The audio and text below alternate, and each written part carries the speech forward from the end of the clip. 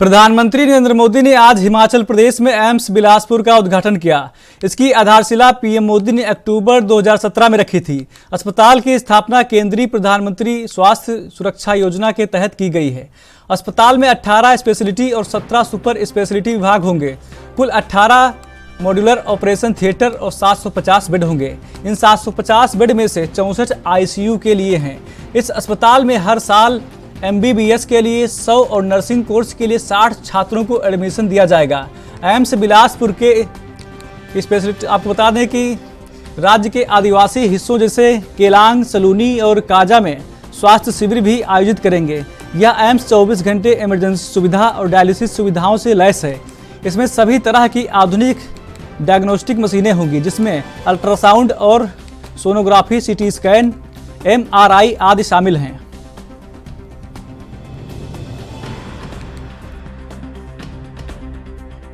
मेरे प्यारे भाइयों और बहनों, आप सभी को, संपूर्ण देशवासियों को विजयादशमी के अवसर पर अनंत अनंत शुभकामनाएं। ये पावन पर्व हर बुराई से पार पाते हुए अमृत काल के लिए जिन पंच प्राणों का संकल्प देश ने लिया है, उन पर चलने के लिए नई ऊर्जा देगा।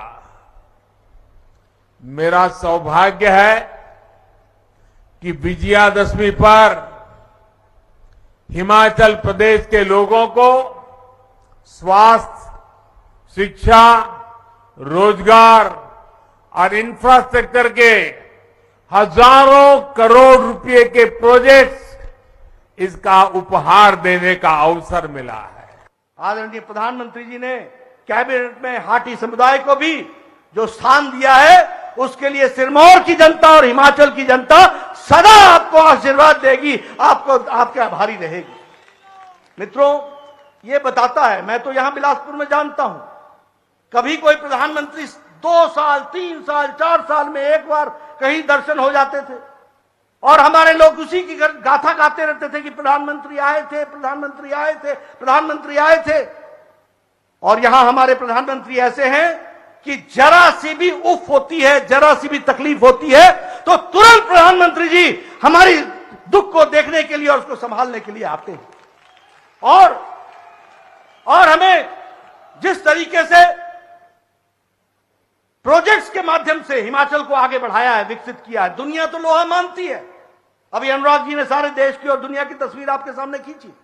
दुनिया और देश लोहा मानता है, लेकिन हम हिमाचल के लोग जो बिल्कुल सीधे साधे पक्के अपनी बात कहकर के चुप हो जाते थे, उनको अगर किसी ने आवाज दी है तो वो प्रधानमंत्री मोदी जी ने दी है। इस बात को हमको याद रखना है। आपको विजयदशमी की बधाई। आप सबकी ओर से माननीय प्रधानमंत्री मोदी जी को विजयदशमी की बहुत बहुत बधाई। मित्रों, आज कुछ और नहीं, जो हमने सपने में भी नहीं सोचा था उससे ज्यादा एम्स अस्पताल 1470 करोड़ का, 750 बेड का, 100 सीट का मेडिकल कॉलेज, 60 सीट का नर्सिंग कॉलेज, 64 बेड का आईसीयू वार्ड और 18 स्पेशलिटी तो 18 सुपर स्पेशलिटी लेकर 1470 करोड़ रुपए की लागत से बनकर आज राष्ट्र को समर्पित करने नरेंद्र मोदी जी आए हैं, देश के प्रधानमंत्री। मैं उनका बहुत बहुत आभार उनके लिए प्रकट करता हूं। यही नहीं मित्रों, 140 करोड़ रुपए की लागत से गवर्नमेंट हाइड्रो इंजीनियरिंग कॉलेज कोई और नहीं बना सकता था। यह भी प्रधानमंत्री नरेंद्र मोदी जी ने हम सबको, युवाओं को दिया है। इसके लिए भी उनका बहुत बहुत आभार। प्रधानमंत्री जी, आप जब प्रधानमंत्री की शपथ ली थी, आपने कहा था आपकी सरकार गरीब की, वंचित की, शोषित की, पीड़ित की होगी, महिला की, मजदूर की, नौजवान, जवान, किसान की होगी। हम हिमाचल वालों के लिए एम्स का मतलब दिल्ली होता था।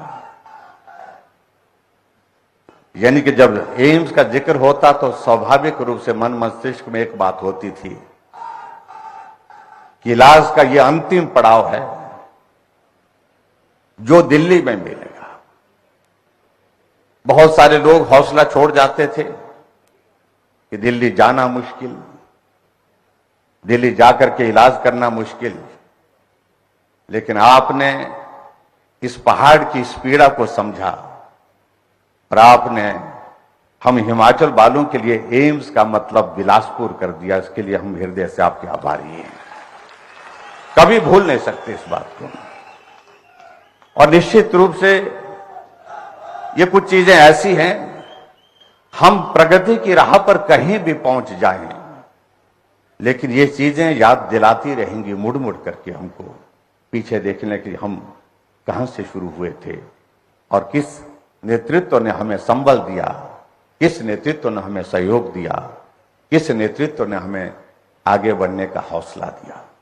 और उसमें अगर किसी का जिक्र आता है तो नाम एक है, नरेंद्र मोदी जी, नरेंद्र मोदी जी और नरेंद्र मोदी जी।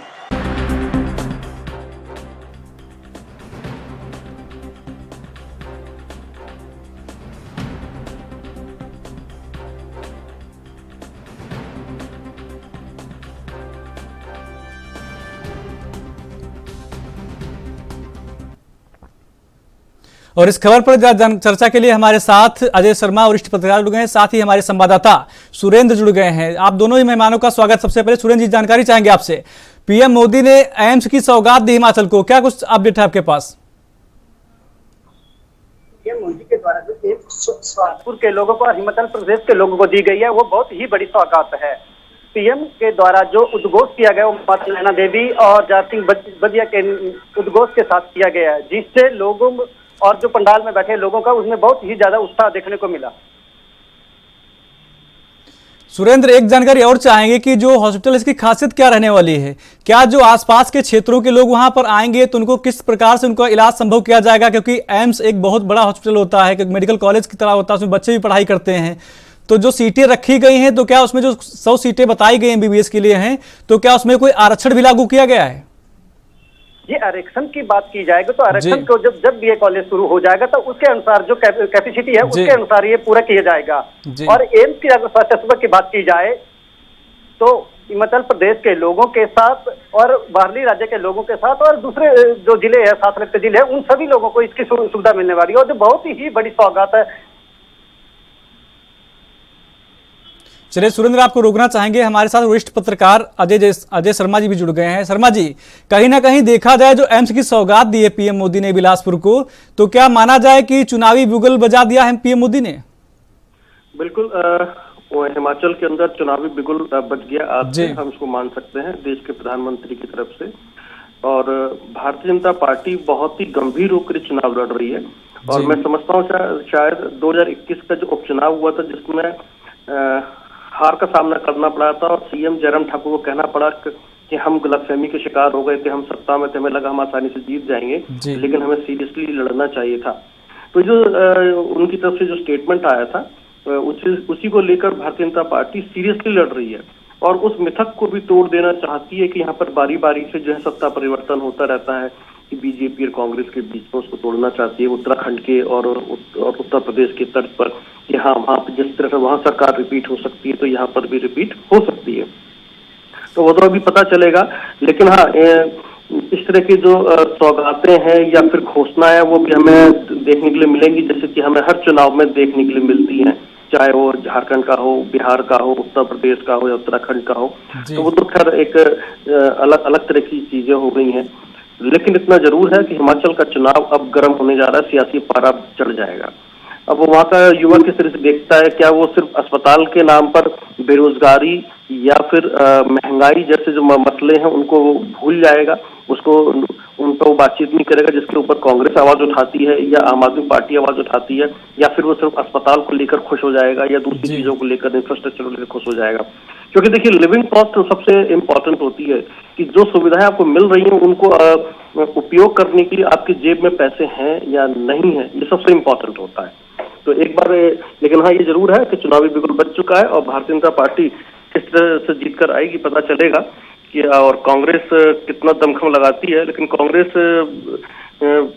5 बार के सीएम रह चुके वीरभद्र सिंह दिवंगत हो चुके हैं और वो पार्टी में छटपटाहट है। आनंद शर्मा का स्टेटमेंट वो भी काफी कुछ कहता है जिस तरह से चले गए हैं, और राहुल गांधी भारत जोड़ो यात्रा पर निकले हुए हैं। तो कुछ चीजें ऐसी हैं जो कहीं ना कहीं बताएगा भी कांग्रेस किस तरीके से इसको लेकर लड़ रही है चुनाव, वहां पर कितनी सीरियस है, ये कुछ दिनों में पता चलेगा, क्योंकि अब तो बिल्कुल बच चुका है। जी शर्मा जी, एक जानकारी और चाहेंगे। अभी आपने राहुल गांधी की बात की थी, भारत जोड़ो, तो क्या जो भारत जोड़ो यात्रा है राहुल गांधी की, तो क्या हिमाचल प्रदेश में कुछ करिश्मा कर पाएंगे इस यात्रा के जरिए?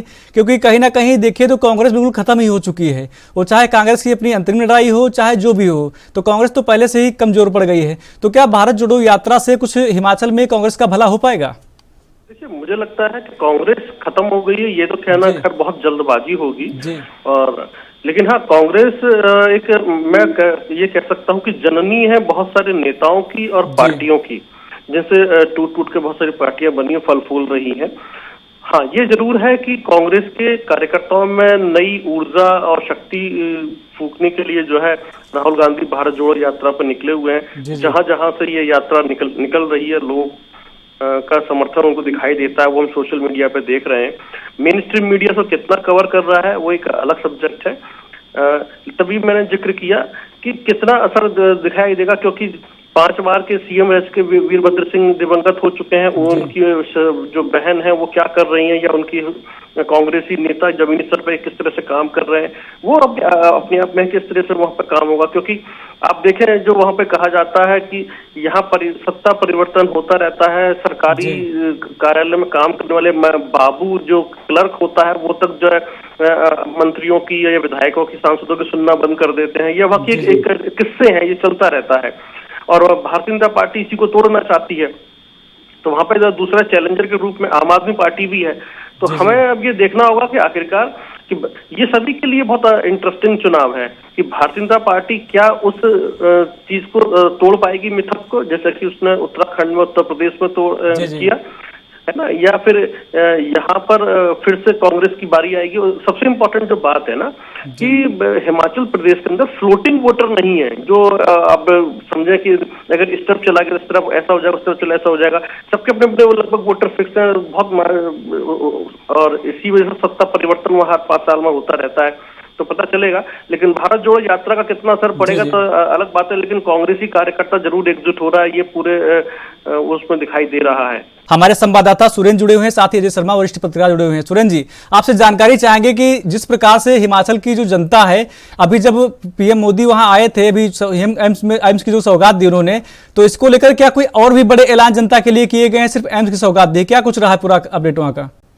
पीएम मोदी जो एम्स की सौगात करने के लिए आए थे, तो जनता को इसमें सिर्फ और जो सौगातें नहीं दी गई थी, जिसमें सिर्फ एम्स और जो एडवेंचर कॉलेज था, इसकी ही सौगात दी गई थी। लोगों को अपेक्षा थी कि जब मोदी जी आएंगे तो कम से कम और भी सौगातें दी जाएगी, पर उससे लोगों को मायूसी ही आस लगी है, क्योंकि और भी कोई भी बड़ी सौगात नहीं दी गई है। अजय शर्मा जी, जिस प्रकार से चुनाव से पहले पीएम का हिमाचल में जाना और एम्स की सौगात देना, कहीं ना कहीं आपने अभी जिक्र किया था कि ये चुनाव को लेकर किया जा रहा है, लेकिन क्या विपक्ष की तरफ से या कांग्रेस या कोई भी विपक्ष हो, आम आदमी पार्टी हो या कांग्रेस हो, क्या उसकी तरफ से कोई ऐसा किया गया है, कोई बड़ा वादा किया अगर किया जा रहा है तो क्या इसका प्रभाव चुनाव में देखने को मिलेगा, कोई बड़ा प्रभाव इस पर?